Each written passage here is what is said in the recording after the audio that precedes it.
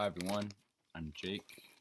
I'm part of Ms. Koppel's Hour 2 class, Language and Literature, and today I'm going to be analyzing Let America Be America Again for my practice IOC. So to start off, um, I'm using a sequential approach. So I'm cutting the poem into two sections. The first section being the first three stanzas, and the last section being the last three. Yeah, but before I dive into the sections and my claims for each section, I'm going to start off with my overview for the whole poem. So,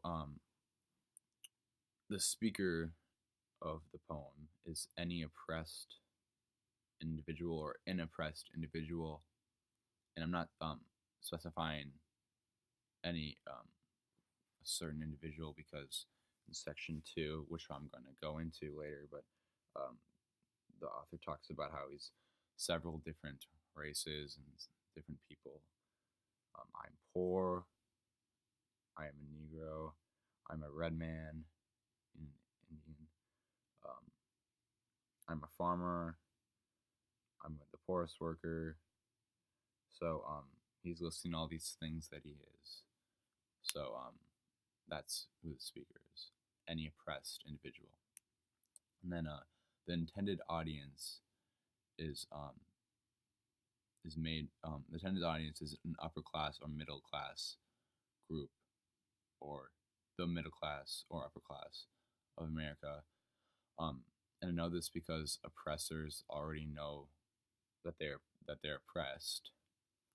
So they want to put their ideas and send them to the more fortunate group of the society. Okay. So now I'm gonna go into the sections. And then so an overview of each section. So the first section talks about what America should be, and the second section talks about all the oppressors and yeah. Okay, so for you to understand my claim in the first section, you're gonna have to know what the second section is. So I'm gonna start with the second section and then move my way up to the first section. So in the second section, I claim that the author is representing all unidentified lower class members.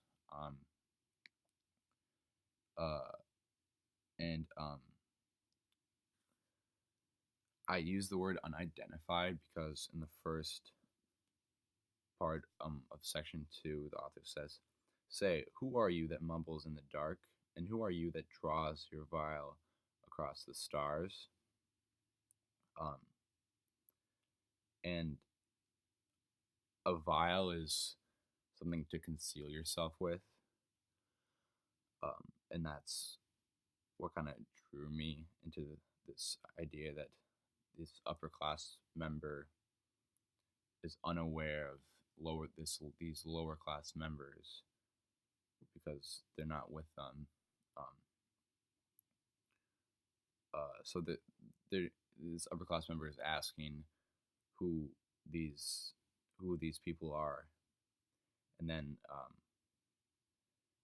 the author tells him that he's a young man, he's a poor white, he's a Negro bearing slavery scars, he's a red man driven from his land, and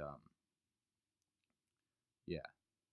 So that's my claim on section 2. So now moving to section 1, I talk about, or my claim is that the italicized statements between each stanza are there as foreshadowing for the last 3 stanzas. So these italicized are America never was America to me, and never was America to me. There's never been equality for me, nor freedom in this homeland of the free. So yeah, these are all references into who he is, and we see who he is in the last three stanzas. Um, so yeah, now I'm going to talk about some literary devices in the whole poem. So there's a consonance, um, and that's a repetition of similar words. So um, let America be the dream, the dreamers dreamed, and I noticed that. Um, and so yeah, and then another little literary device that I noticed was personification, and I see this in let my land be a land where liberty is crowned with no false patriotic wreath, and he uses liberty, the Statue of Liberty, to be like a person and like given human characteristics.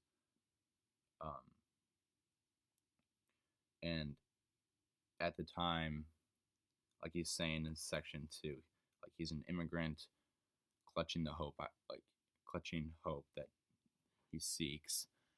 And when immigrants came in like early 1900s, they saw this Statue of Liberty, and um, this author's saying that this statue is just turned into um, a false patriotic wreath. Um, so yeah, that's basically it. Thanks.